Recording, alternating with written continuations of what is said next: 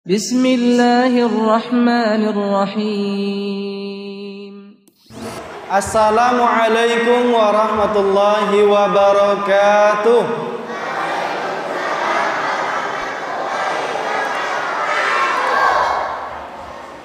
Alhamdulillahilladzi khalaqal mauta wal hayata liyabluwana ayyuna ahsanu amalan. Alhamdulillahilladzi khalaqas sab'a samawati tibaqa. Alhamdulillahilladzi khalaqas samawati wal ardh thumma istawa 'alal 'arsy. Alhamdulillahilladzi arsala rasulahu bil huda wa dinil haqq liyudhhirahu 'alad dini kullih wa kafa billahi syahida. Allahumma fasalli wa sallim wa barik ala habibina wa maulana al-mustafa al-akhyar Muhammad sallallahu alaihi wa ala alihi wa ashabihi wa sallam. Faqala ta'ala fil Qur'anil Karim, a'udzu billahi minasy syaithanir rajim.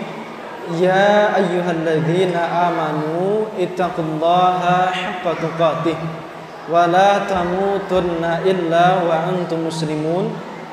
Wa qala Rasulullah sallallahu alaihi wa ala alihi wa ashabihi wasallam, ittaqillaha haitsuma kunta wa atbi'is sayyi'atal hasanata tamhuha wa khaliqin nas bi khuluqin hasan. Amma ba'd. Ayah, bunda, dan adik-adik yang dimuliakan oleh Allah Subhanahu wa taala, Ustadz bilang halo, bilang hai, ya. Halo. Halo. Ustadz bilang halo, bilang hai. Halo. Hai. Takbir. Belum makan. Lemas betul takbirnya. Allahu Akbar. Jangan semangat ya. Takbir. Biarkan terdengar seluruh alam kita bertakbir, menunjukkan bahwa di Masjid Istiqomah ini betul-betul banyak orang yang istiqomah untuk menyiarkan daripada syiar-syiar Islam. Takbir. Ibu-ibu pun boleh, jangan anak-anak saja. Ibu-ibu pun boleh. Alhamdulillah, Bapak Ibu yang dimuliakan oleh Allah Subhanahu wa taala, terlambat takbir adik ini. Alhamdulillah, kita bersyukur Allah kasih kita kesempatan hidup pada malam hari ini. Allah kasih kita umur panjang sehingga bisa bertatap muka. Allah kasih kita jantung masih berdetak sampai hingga hari ini. Allah kasih kita dari ujung rambut sampai ujung kepala masih bisa menapakkan langkah kaki, masih bisa mengayunkan tangan. Itu adalah nikmat yang amat luar biasa yang Allah berikan kepada kita pada malam hari ini. Apa kata Rasulullah? Nikmatani maqbunun 'indan nas. Ada dua nikmat ibu-ibu yang itu selalu dilupakan oleh manusia. Satu, nikmat apa? Nikmat sehat. Betapa banyak orang yang waktunya luang, namun ternyata tangannya diinfus di rumah sakit. Barulah dia sadar, ya Allah, andaikan aku bisa makan enak, pengen betul saya makan enak, kemudian sholat berjamaah di masjid. Ya Allah, kalau seandainya aku bisa duduk sebentar saja, ingin rasanya membaca Al-Quran. Tapi apalah daya, nikmat tersebut kadang dilupakan oleh orang-orang yang sehat. Ya. Yang kedua, banyak orang yang sehat, banyak orang yang bugar, tapi nikmat kedua Allah cabut dari hatinya. Nikmat kedua ini Allah angkat, nikmat iman dan nikmat faraq, nikmat waktu luang. Pergi pagi pulang petang, yang dia cari hanya bagaimana mendapatkan uang demi uang, uang demi uang, sampai lupa ternyata dia punya satu kewajiban yang jauh lebih besar dibanding harus mencari uang saja. Bapak Ibu yang dimuliakan oleh Allah Subhanahu wa taala, adik-adik yang laki-laki, yang perempuan, dengarkan. Ustadz akan bercerita tentang Rasulullah sallallahu alaihi wasallam. Ustadz minimal akan memberikan 3 pertanyaan nanti insyaallah, yang bisa jawab dapat hadiah, ya. Adik-adik yang laki-laki, yang perempuan, di sesi acara ingatkan saya untuk bertanya, yang bisa jawab dapat hadiah. Paham semuanya? Bapak Ibu yang dimuliakan oleh Allah Subhanahu wa taala, ada 3 pertanyaan yang itu mesti dijawab oleh setiap kaum mukminin. Yang mana kalau 3 pertanyaan ini tak mampu dijawab, terjadilah bagaimana orang-orang komunis beragama, terjadilah sebagaimana orang-orang sekuler yang tak beragama. Maka 3 pertanyaan ini adalah pertanyaan yang sangat fundamental. Apa pertanyaannya? 1, dari mana manusia diciptakan? Ya. Yang kedua, untuk apa sebetulnya hidup kita di muka bumi ini? Bisa jawab semuanya anak-anak ini ya. Yang ketiga, kemana kita kalau sudah meninggal dunia? 3 pertanyaan ini ibu-ibu, kalau mampu kita jawab semuanya bapak-bapak, maka pertanyaan 3 di alam kubur mampu pula kita jawab. Pertanyaan Rabbuka, siapa Rabbmu, siapa laki-laki yang diutus kepadamu Nabi Muhammad SAW, dan apa ilmu yang engkau ilmui di muka bumi, itu bisa dia jawab ketika 3 pertanyaan utama ini mampu dia jawab. Bapak Ibu yang dimuliakan Allah Subhanahu wa taala, ada 2 negara yang sampai saat ini angka bunuh diri mereka melebihi batas daripada negara-negara yang lainnya, bahkan negara-negara miskin lainnya. 1 Jepang, 2 Rusia. Setiap hari, setiap tahun 33.000 orang mati bunuh diri di Jepang, mati bunuh diri di Rusia. Tidak kurang 70 manusia bunuh diri setiap hari di Jepang. Pertanyaannya, apakah mereka negaranya tidak aman? Sangat aman. Bapak Ibu kalau tahu, orang-orang terkaya di dunia nyimpen duit itu di Bank Zurich di daerah Rusia. Di daerah Rusia. Kenapa? Karena setiap pos persimpangan penjagaan pasti ada polisinya. Sehingga kalau terjadi perampokan di simpang ini, di simpang sana sudah tercegat. Apakah mereka tidak aman? Ternyata mereka negara yang sangat aman. Kedua, apakah mereka kurang teknologinya? Jepang adalah pencipta segala merek daripada kendaraan roda 2 dan roda 4. Betul apa tidak? Ibu-ibu pakai motor apa? Honda. Motornya merek Suzuki, Honda juga disebut, ya kan? Orang Inhu ya. Secara teknologi apakah tidak canggih? Canggih sekali. Ya. Apakah mereka tidak disiplin? Disiplin, Bapak Ibu. Ketika di Jepang terjadi gempa mengakibatkan tsunami dan mereka berada di persimpangan jalan, ada lampu merah, ada lampu hijau, ada lampu kuning. Ketika lampu merah yang nyala, walaupun terjadi gempa yang mengguncang negara Jepang, mereka tidak melalaikan kedisiplinan sehingga menerabas lampu merah tersebut. Tetap antri walaupun mereka mendapat resiko bisa jadi jalanan putus, bisa jadi jalanan rusak, tetapi lampu merah tidak mereka langgar. Apakah disiplin mereka tidak punya? Sangat punya. Apakah mereka tidak punya sopan santun? Sangat punya. Tetapi kenapa mereka selalu terjadi bunuh diri setiap harinya? Karena mereka tidak mampu menjawab dari mana dia diciptakan. Dari mana? Bapak Ibu, kita dari mana diciptakan? Dari Allah Subhanahu wa taala. Allah yang sudah ciptakan kita dari Nabi Adam alaihissalam, yang diciptakan oleh Allah min salsalin min tin, dari saripati tanah, kemudian diciptakan pasangannya Siti Hawa sampai mempunyai anak Kabil dan Habil, sampai kemudian mempunyai keturunan Nabi Nuh alaihissalam, sampai punya keturunan sampai ke Nabi Ibrahim alaihissalam, Nabi Ismail alaihissalam, Nabi Yahya alaihissalam, Nabi Isa, Nabi Musa alaihissalam, Nabi Zakaria alaihissalam, Nabi Isa alaihissalam, Nabi Muhammad sallallahu alaihi wasallam. Maka semua penciptaan itu berasal dari Allah Subhanahu wa taala. Kalau pertanyaan nomor 1 sudah bisa dijawab, maka kita akan menjawab pertanyaan yang kedua. Untuk apa sebetulnya hidup ini? Untuk apa ibu-ibu? Satu, untuk ibadah. Yang kedua, ya, adik-adik ada yang bisa jawab?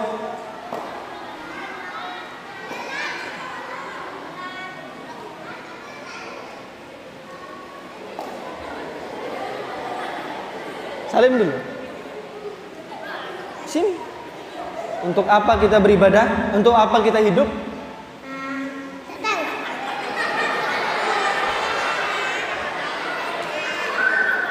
Untuk apa kita hidup?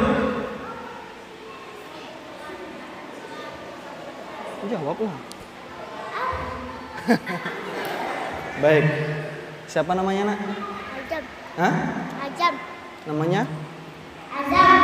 Oh, nama Azam sudah berani maju, silakan duduk ke tempat, tapi makanannya jangan serak-serak. Duduk, Nak.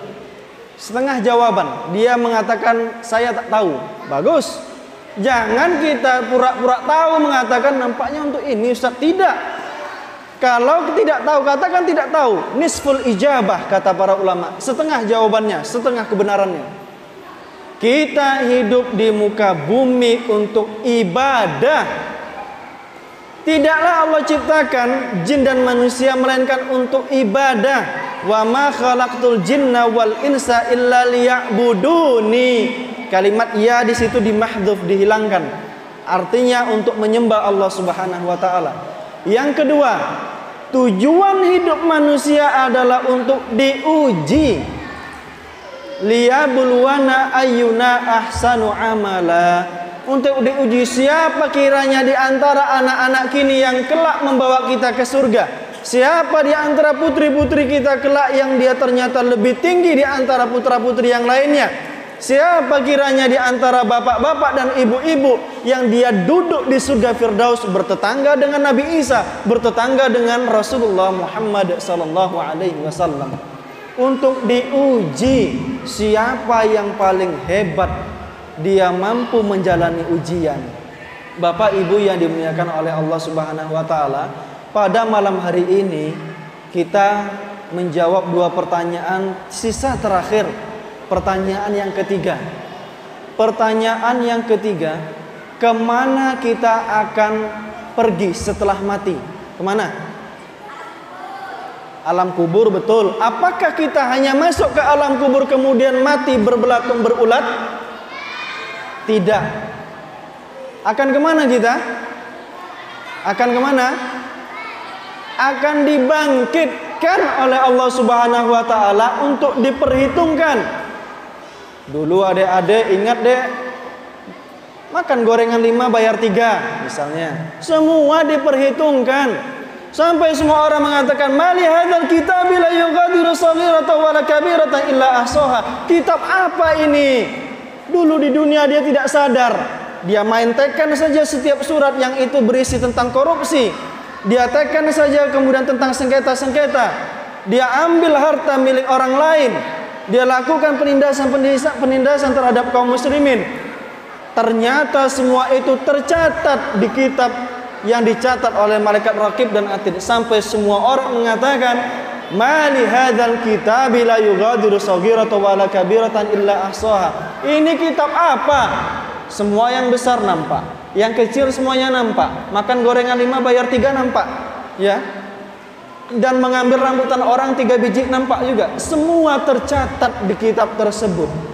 Semua manusia akan mati dan semua kita akan mempertanggungjawabkan kitab yang dicatat tersebut. Bapak Ibu, sampai di sini kajian tentang Isra Mi'raj menjawab 3 pertanyaan selesai.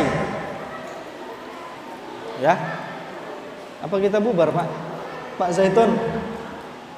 Menjawab 3 pertanyaan ini itu sebetulnya sudah selesai Isra Mi'raj. Tetapi tidak semua kita paham tentang bagaimana kehidupan Rasulullah Shallallahu Alaihi Wasallam. Bapak Ibu yang dimuliakan oleh Allah Subhanahu Wa Taala, Isra dan Mi'raj ini kita peringati semata-mata demi untuk mencintai Rasulullah Shallallahu Alaihi Wasallam, untuk mendekatkan diri kepada Allah Subhanahu Wa Taala.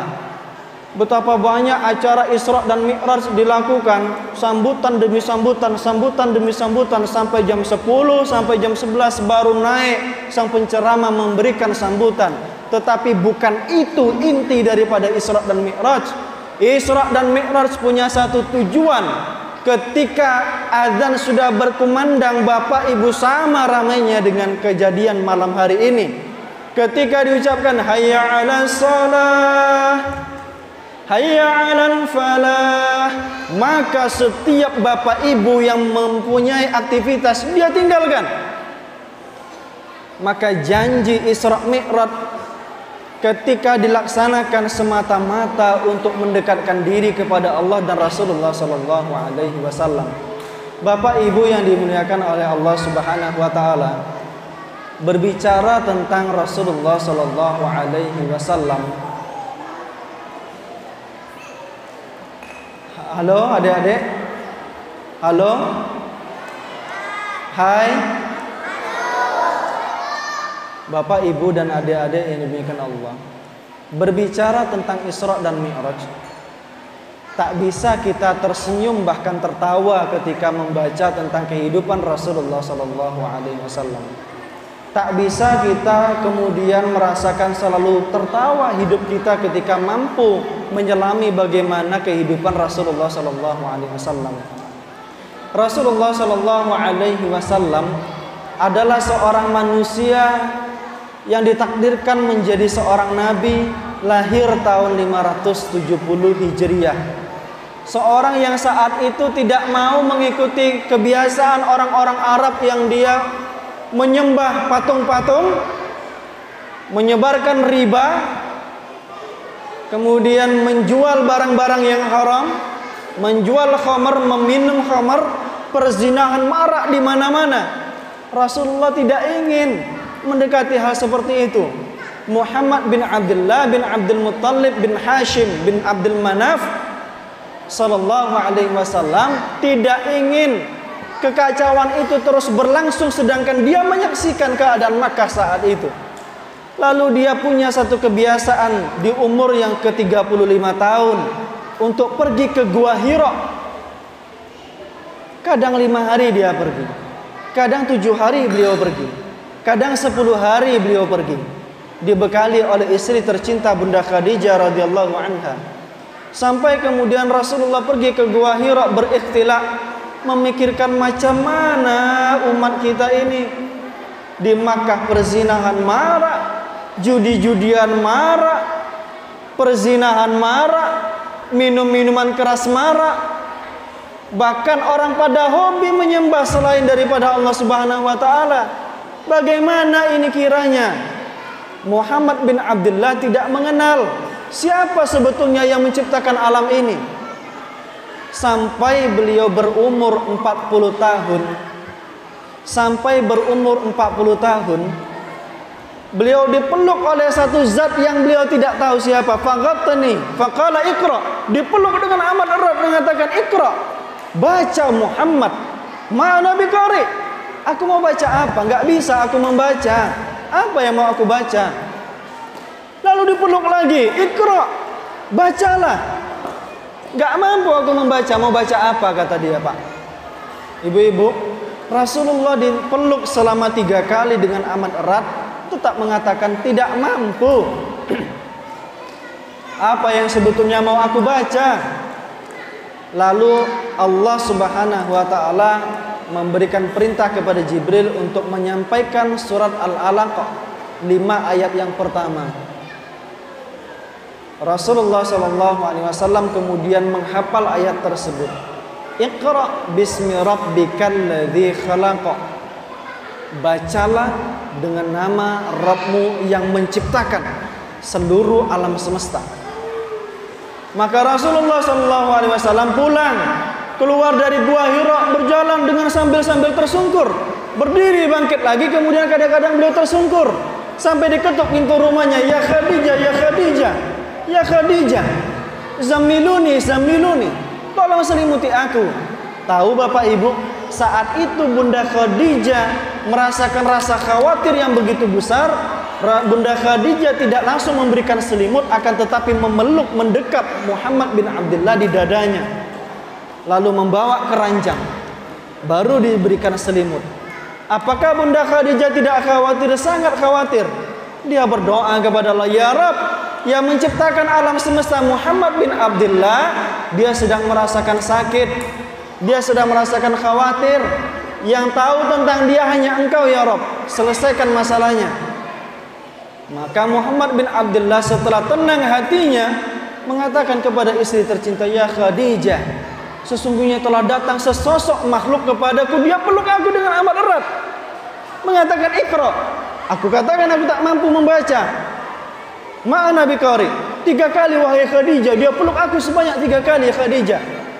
Namun istri tercinta memadamkan rasa khawatir dengan perkataan yang amat luar biasa. Tidak wahai suamiku, engkau orang yang menyambung tali silaturahim, engkau yang mengangkat beban pikul orang-orang di pasar, engkau yang kemudian memberi makan anak-anak yatim. Pasti ini adalah kabar baik bagimu wahai suamiku. Tetapi Bunda Khadijah tetap merasakan satu rasa khawatir yang amat besar, sampailah dibawa kepada Waraqah bin Naufal bin Asad bin Abdul Uzza bin Qusay bin Kilab al-Quraisy, sepupu Bunda Khadijah. Sepupu Bunda Khadijah, Waraqah bin Naufal, adalah seorang yang menghafal sebagian kitab Injil asli. Dia bisa berbahasa Arab, bisa menulis tulisan Ibrani. Dan dia adalah orang yang kata Rasulullah terdengar suara langkah kaki di surga. Maka dibawa ke hadapan Waraqah bin Naufal, wahai anak pamanku, keponakanmu, kemenakanmu Muhammad bin Abdullah sedang merasakan khawatir. Wahai suamiku, ceritakanlah kepada sepupuku ini. Diceritakan kepada Waraqah bin Naufal bahwa telah datang sesosok makhluk yang amat besar, dia peluk sebanyak 3 kali, mengatakan Iqra, aku enggak bisa baca. Apa kata Waraqah bin Naufal? Apa kata Waraqah bin Naufal? Hadzan namus, ini adalah namus yang dulu pernah datang kepada Nabi Musa alaihissalam. Ini adalah malaikat Jibril. Ya laitani law kuntu hayya, kalau seandainya aku masih hidup saat itu wahai Muhammad, akulah yang kemudian akan menentang orang-orang yang mengusirmu dari Makkah ini. Muhammad bin Abdullah, orang yang mengharapkan kebaikan, ternyata dia mendapat satu berita yang amat besar, kemudian mendapat berita pula bahwa dia akan diusir. Wahai Waraqah bin Naufal, wahai paman, apakah aku akan diusir? Betul Muhammad, tidak ada orang yang didatangi oleh malaikat Jibril melainkan dia akan diusir. Maka Rasulullah SAW dengan perasaan yang sungguh sadar, yang sangat sadar, beliau telah dinyatakan sebagai seorang nabi. Turun Quran surat Al-Muddatsir ayat 1 sampai ayat yang kelima. Qum ya ayyuhal muddatsir, qum fa'anzir. Kasih kabar ke manusia bahwa kamu seorang pembawa berita, bahwa kamu seorang nabi, bahwa kamu memberikan peringatan kepada manusia. Maka Bapak Ibu dan adik-adik sekalian yang dimuliakan Allah Subhanahu wa taala, Rasulullah berdakwah dibantu dengan istri dan sahabat-sahabat tercinta. Berdakwah hilir mudik ke sana kemari. Beberapa kali Rasulullah berdakwah, beberapa kali Rasulullah beribadah di depan Ka'bah. Kadang-kadang isi perut kotoran unta itu diletakkan di atas kepala Rasulullah. Kadang diletakkan di punggung Rasulullah sallallahu alaihi wasallam. Kadang kotoran unta itu diletakkan di punggung Rasulullah sallallahu alaihi wasallam yang mulia. Dakwah tidak terhenti. Rasulullah terus melanjutkan dakwah tersebut sampai di tahun ke-7 Rasulullah dan Bani Hashim semuanya diboikot. Semuanya diboikot di satu tempat Bapak Ibu. Semua laki-laki Quraisy tidak boleh menikah dengan keturunan Rasulullah. Semua laki-laki Quraisy yang lainnya tidak boleh menjual menjual makanan kepada keturunan Rasulullah. Semuanya tidak boleh. Bahkan diceritakan bahwa Rasulullah sekeluarga makan daun al-waraqah sampai tidak terbedakan Rasulullah dengan kambing dan unta ketika Rasulullah makan rumput dan para sahabat makan rumput. Dakwah tetap dilanjutkan Bapak Ibu sampai tahun ke-9 sampai tahun ke-10. Rasulullah berdakwah ke Taif.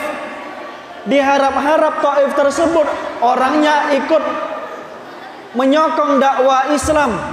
Sampai di sana dikatakan huwa majnun, dia orang gila. Rasulullah ini tukang sihir, dia orang gila.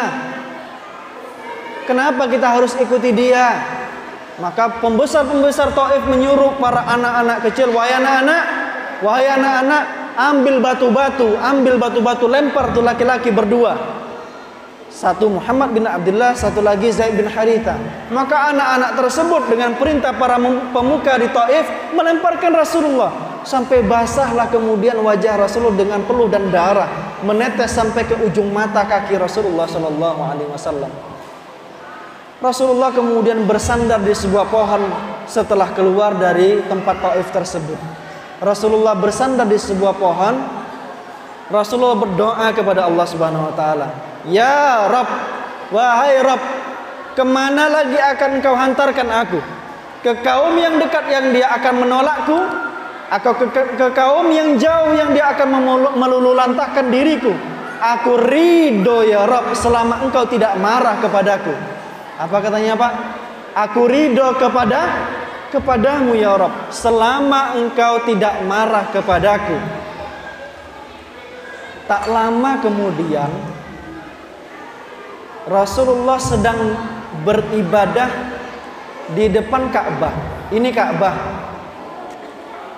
di Hijr Ismail. Rasulullah berdiri menghadap Ka'bah yang saat itu berhala-berhala belum tersingkirkan. Datang tiga malaikat. Wahidun minhum, salah satu dari mereka adalah malaikat Jibril. Salah satu dari kanan dan kiri malaikat tersebut bertanya, ayyuhuma, siapa di antara laki-laki yang berdua ini? Salah satunya adalah Abdullah bin Abbas. Karena kisah ini diceritakan dalam tafsir Quranul Azim yang dikarang oleh Ibnu Katsir rahimahullah ta'ala. Siapa di antara dua ini yang mau kita bawa? Rasulullah kemudian ditunjuk, laki-laki yang ini yang akan kita bawa. Maka Rasulullah kemudian diberikan perintah oleh malaikat Jibril alaihissalam. Melalui malaikat Jibril, Al-Quran surah Al-Isra ayat yang pertama, Subhanalladzi asra bi'abdihi laylan minal masjidil haram ilal masjidil aqsal ladzi barakna haulah. Bapak Ibu, adik-adik, Isra dan Mi'raj adalah hiburan bagi Rasulullah sallallahu alaihi wasallam. Ketika semua orang Makkah ingin mengusir Rasulullah sallallahu alaihi wasallam, ketika penduduk Taif sudah melempari batu kepada Rasulullah sallallahu alaihi wasallam, ketika Rasulullah dan keluarga diboikot di daerah Syi'ib saat itu di kota Makkah, maka yang menolak adalah manusia, namun Allah yang menyambutnya di langit, memberangkatkan Muhammad bin Abdullah dari kota Makkah sampai ke kota Palestina. Dari kota Makkah sampai kota Palestina, Rasulullah diberikan kendaraan yang istimewa, namanya buraq. Adik-adik tahu kendaraan buraq? Apa itu buraq? Ada yang tahu? Ada yang tahu? Tidak tahu. Buraq itu dari kata al-barq, kilat. Satu langkah hewan buraq yang dinaiki oleh Rasulullah SAW, sebagian tubuhnya seperti kuda, sebagian tubuhnya seperti singa, sebagian matanya seperti hewan yang lain, dan sebagian tapak kakinya seperti tapak kaki kambing. Kecepatan langkah kaki buraq, satu tapak kaki dia melangkahnya maddal basar, sepanjang mata memandang. Sepanjang mata memandang. Maka dari ba'da isya Rasulullah setelah salat, waktu salat malam ya, bukan salat isya karena belum turun perintah salat isya. Dari waktu isya Rasulullah berangkat sampai sebelum tengah malam Rasulullah telah sampai di kota Palestina, Baitul Maqdis. Rasulullah kemudian mengimami, tak cukup sampai di situ. Rasulullah diperlihatkan tentang jejak-jejak para nabi di kota Palestina. Kemudian diberangkatkan ke langit yang pertama. Ketika diketuk pintu langit yang pertama, Assalamualaikum. Waalaikumsalam. Man anta wa man ma'ak. Siapa engkau dan siapa yang bersamamu? Ana Jibril. Aku adalah Jibril. Ma'i Muhammad bin Abdullah. Bersamaku adalah Muhammad bin Abdullah. Apa kata penjaga pintu langit yang pertama? Ahlan wa marhaban tayyiban bika. Selamat datang wahai Nabi yang mulia, Nabi yang ditunggu-tunggu oleh seluruh penduduk langit. Maka berjumpa dengan Nabi Adam alaihissalam. Diketuk pintu langit yang kedua. Assalamualaikum. Pertanyaan yang pertama juga ditanyakan. Man anta wa man ma'ak. Siapa engkau? Ana Jibril wa ma'i Muhammad bin Abdullah. Ahlan wa marhaban. Selamat datang wahai Nabi yang mulia. Sampai di pintu langit yang kedua Rasulullah berjumpa dengan Nabi Isa alaihi salam. Diketuk pintu langit yang ketiga. Siapa engkau? Aku Jibril dan Rasulullah sallallahu alaihi wasallam Muhammad bin Abdullah. Berjumpa dengan beberapa nabi yang lainnya. Sampai pintu langit yang keempat, kelima, keenam, berjumpa dengan Nabi Ibrahim alaihissalam. Dan Nabi Ibrahim perawakannya sangat luar biasa besar dan tinggi, sehingga Rasulullah tidak bisa melihat wajah daripada Nabi Ibrahim alaihissalam. Dan di bawah kaki Nabi Ibrahim ada anak-anak yang sudah meninggal dunia dalam keadaan fitrah sampai saat ini.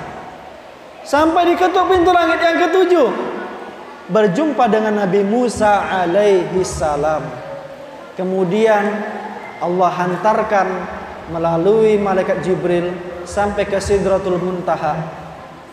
Dibuka Bapak Ibu yang dimuliakan oleh Allah Subhanahu wa taala. Walaupun para ulama berbeda pendapat, Ibnu Abbas mengatakan bahwa Rasulullah dengan zat fisiknya dan ruhnya itu langsung melihat dengan mata Rasulullah yang dikuatkan, melihat langsung wujud asli Allah Subhanahu wa taala itu seperti apa.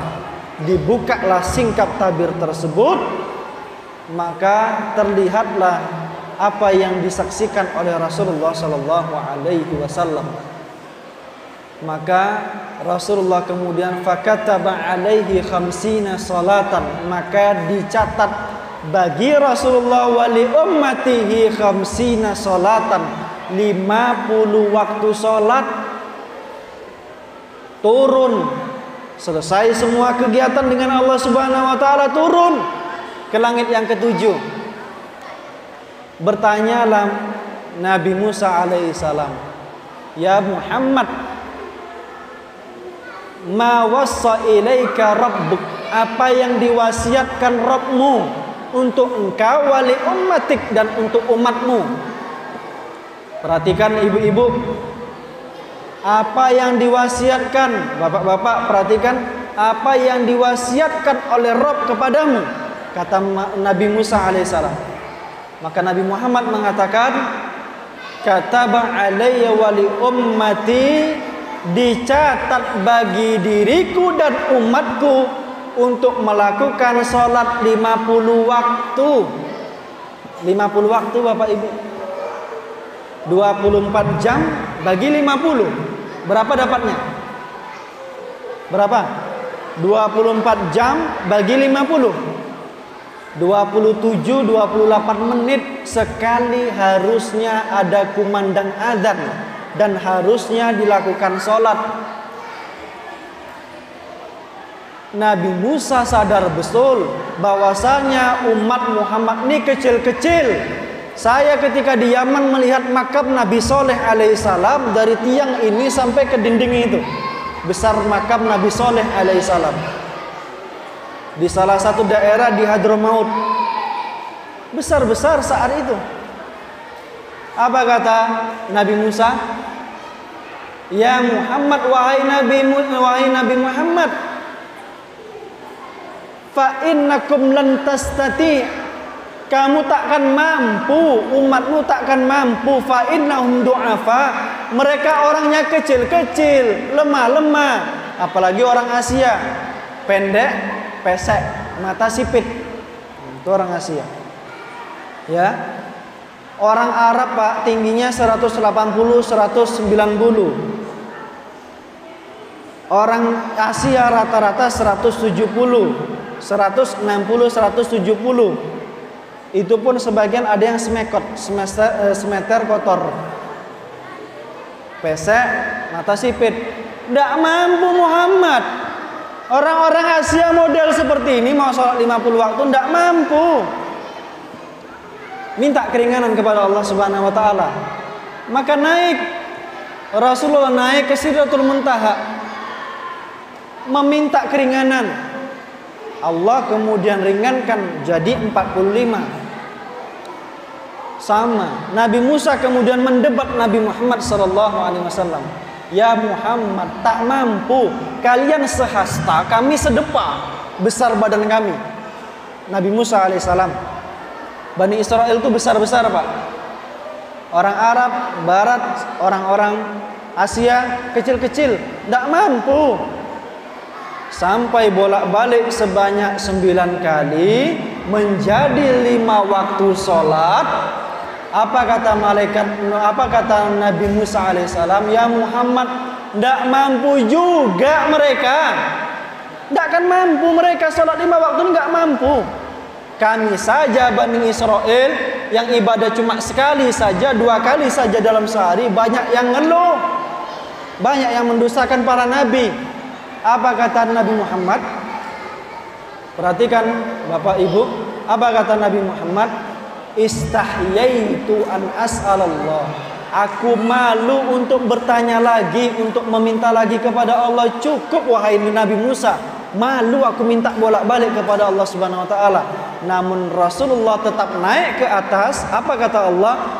Ya Muhammad, fa inna bikulli hasanatin bi asyri amthaliha. Ketahuilah wahai Muhammad, memang betul 50 waktu itu sudah aku hapus menjadi 5 waktu.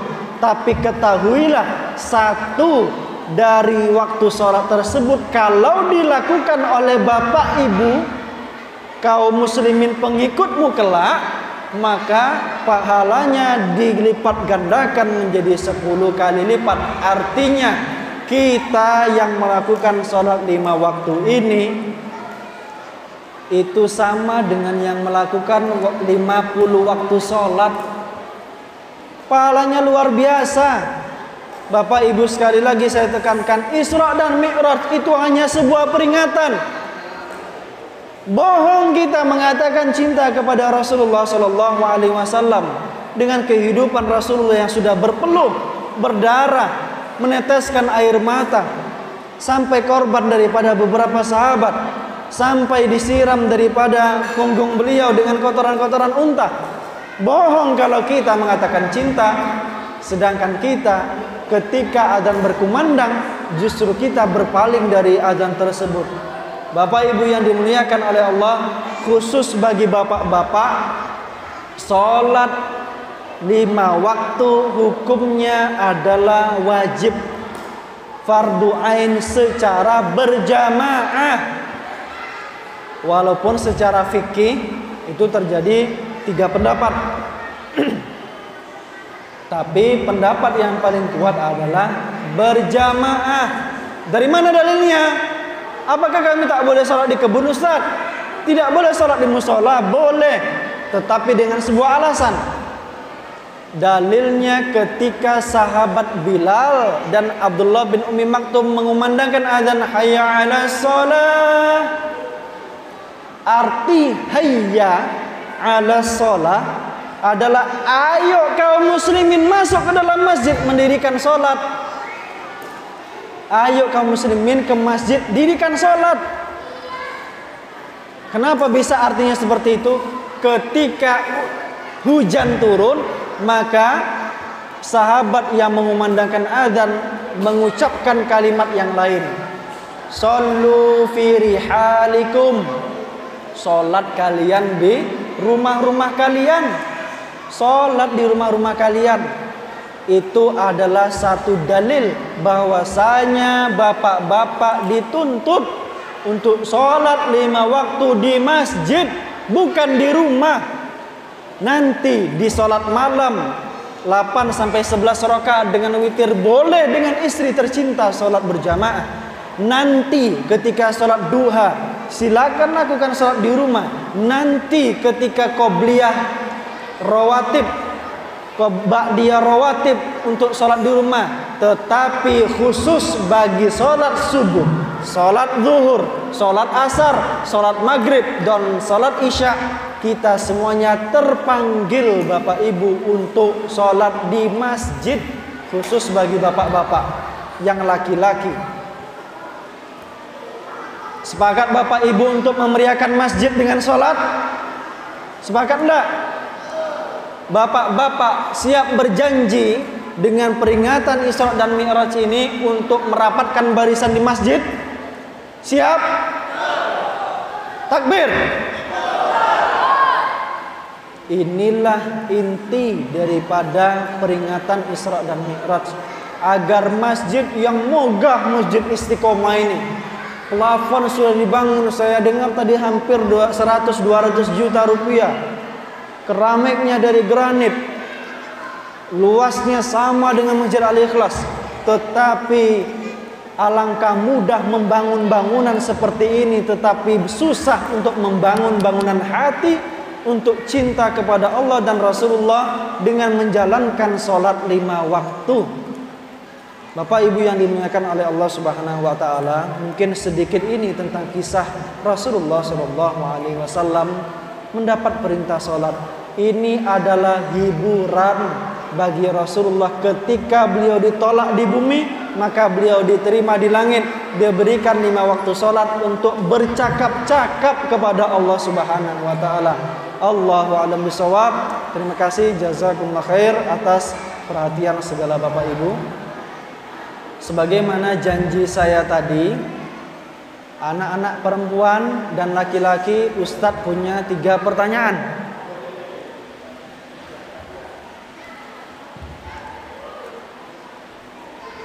Siap-siap, saya mau minum dulu, boleh Bu?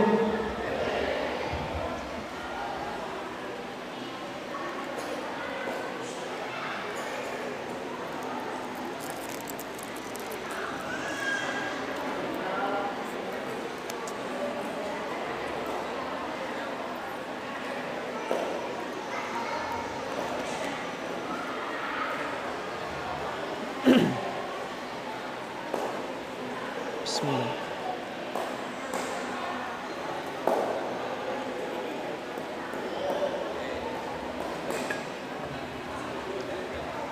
Pertanyaan yang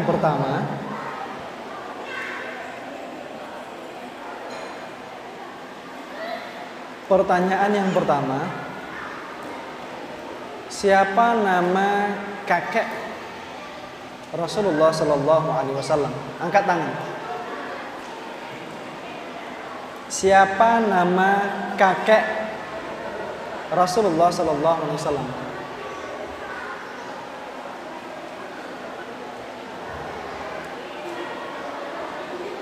Siapa namanya? Abdul? Betul. Siapa namanya, Nak? Abai berdiri di sini. Takbir. Pertanyaan yang kedua. Azam nak tanya pula lagi. Ustaz, ya. Nanti. Pertanyaan yang kedua, boleh dari perempuan. Siapa nama ayah Bunda Aisyah radhiyallahu anha?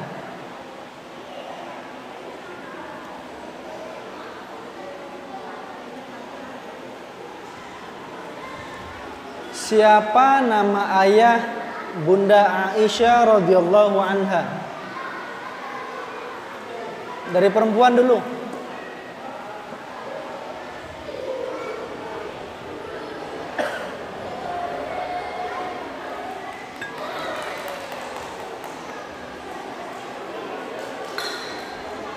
Siapa? Oke, laki-laki. Boleh, silakan.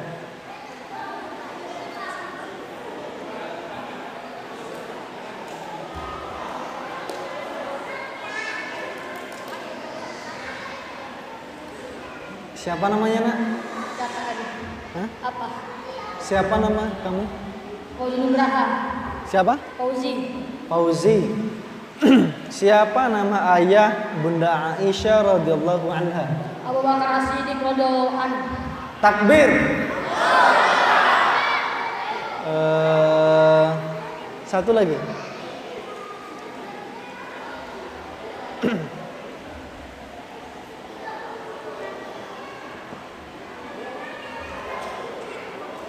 Siap. Mau jawab? Belum, tunggu ya. Yang ketiga, kapan Rasulullah Isra dan Mi'raj? Mau jawab? Ini anak siapa? Mana ayahnya? Hah? Mana ayahnya? Siapa namanya ya? Endra. Pak Hendra namanya? Betul apa enggak? Iya. Umi siapa namanya?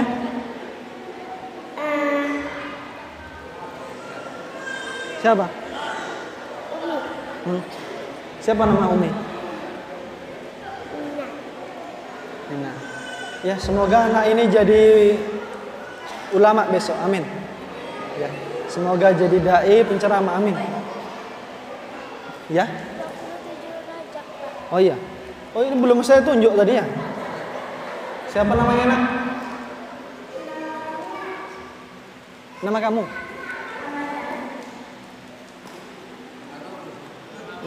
Nama kamu siapa? Oh, Amanda. Iya. Pertanyaan saya ketiga tadi apa? Lupa pula gara-gara azam. Tanggal berapa dan kapan Rasulullah Isra Mi'raj? 27 Rajab tahun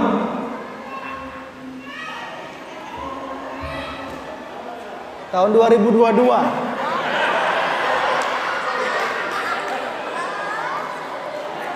Itu peringatannya. Baik. Takbir.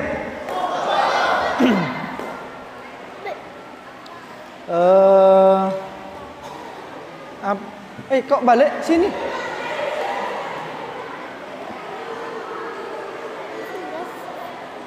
Sini. Ayo kamu yang laki-laki sini. Amanda punya rok. Nanti pakaiannya yang bagus ya. Oke.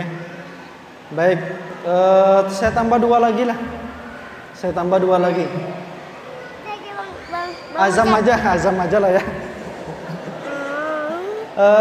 Azam. Berapa rakaat sholat maghrib? 2 waktu.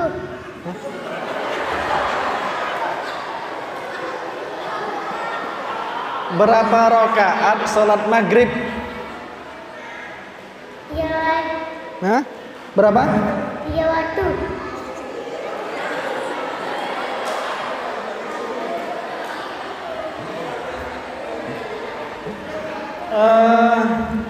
Payah saya mau jawab ya. 3 rakaat. Oke. Takbir. Kemudian terakhir perempuan lagi.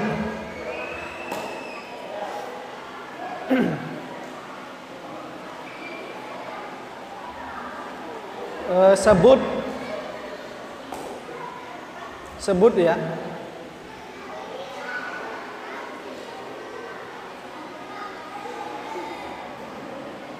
Lama menantinya.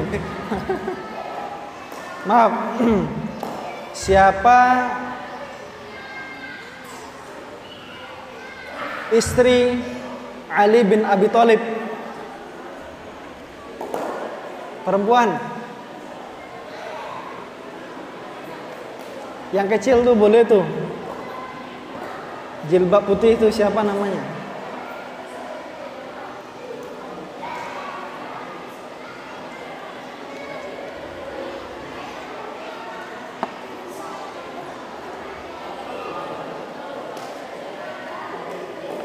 Siapa namanya, Nak? Cahaya. Namanya Cahaya. Nama apa tadi, Pak? Istri ya? Saya ingat Azam aja jadinya. Nama istri Ali bin Abi Thalib. Fatimah siapa? Binti Muhammad sallallahu alaihi wasallam. Baik, Bapak Ibu yang dimuliakan Allah Subhanahu wa taala, masing-masing mereka saya kasih 20.000 rupiah ya. Nanti saya kasih saja ke panitia, nanti tolong dipecah menjadi 20.000 rupiah ya. Silakan kembali ke tempat. Takbir. Dah azan balik lagi tempat.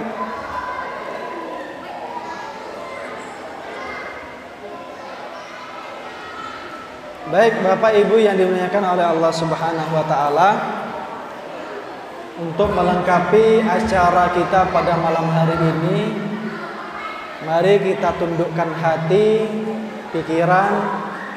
Semoga apa yang kita hajatkan, yang kita doakan dikabulkan oleh Allah Subhanahu wa taala. Mari kita beristighfar sebanyak 3 kali. Astaghfirullahaladzim, astaghfirullahaladzim, astaghfirullahaladzim. Allahumma salli wa sallim wa barik ala nabiyyina Muhammad wa ala alihi wa sahbihi rasulillahi ajma'in. Allahumma ighfir lana dhunubana wa liwalidina warhamhum kama rabbawna shighara warhamhum kama rabbawna shighara. Allahumma ya arhamar rahimin, ya afuwun ghafur, ya tawwabur rahim. La tada' lana fi maqamina hadha wa fi sa'atina hadhihi dhanban illa ghafarta wa la hamman illa farajta wa la hajatan min hawaiji dunya wal akhirah illa qadaita wa la maridan illa syafaita wa la waba'an illa rafa'ta. Ya Allah ya Rahman ya Rahim, jangan tinggalkan kami di tempat ini, jangan tinggalkan kami di detik ini. Jikalau ada dosa, melainkan Engkau ampuni ya Rabb. Jikalau ada yang sakit, melainkan Engkau sembuhkan ya Rabb. Tidak ada wabah dan pandemi yang tersebar di antara kami, melainkan Engkau angkat ya Rabb. Tidak ada orang yang telah meninggal, melainkan Engkau sayangi di sisimu ya Rabb. Tidak ada orang yang memiliki hutang, melainkan Engkau bantu lunasinya ya Rabb. Tidak ada orang yang memiliki hajat, melainkan Engkau permudah segala hajatnya ya Rabb. Tidak ada orang yang bergelisah hatinya, yang sedang sedih hatinya, melainkan Engkau permudah segala urusan hatinya ya Rabb. Allahumma la tuzigh qulubana ba'da idh hadaitana wa hab lana min ladunka rahmah innaka antal wahhab, innaka antal wahhab.